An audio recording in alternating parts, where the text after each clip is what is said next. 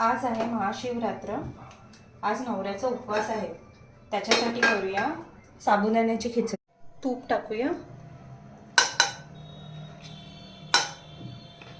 बटाटे तळून घेऊयात।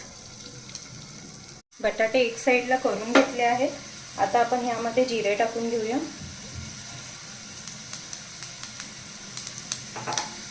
जिरे टाकून घेऊया।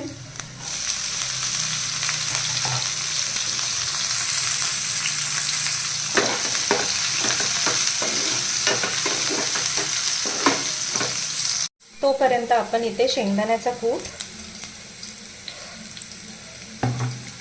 आणि मीठ टाकून घेऊया।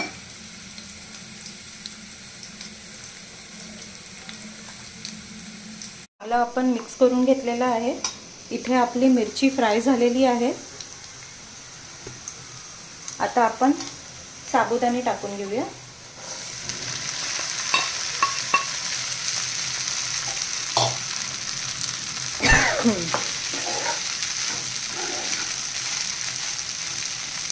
हे बघा, तुम्ही पाहू शकता आता हे साबुदाण्याचा दाणे आहेत ते आता पारदर्शक व्हायला लागलेत, म्हणजे साबुदाणे शिजत आले आहेत।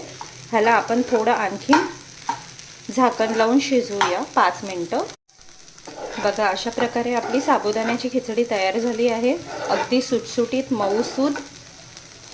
रेसिपी तुम्हाला आवडल्या असल्यास माझ्या पेजला लाईक करा, शेअर करा आणि चॅनलला सबस्क्राईब करा आणि कमेंट करून सांगा तुम्हाला ही रेसिपी कशी वाटली। आणि हेही मला सांगा की तुम्ही उपवासाच्या साबुदाण्याच्या खिचडीमध्ये कोथिंबीर टाकता की नाही, कारण की माझे हस्बंड बोलतात की ते त्यांच्याकडे उपवासामध्ये कोथिंबीर खात नाहीत। तर मला कमेंट करून तुम्ही नक्की सांगा।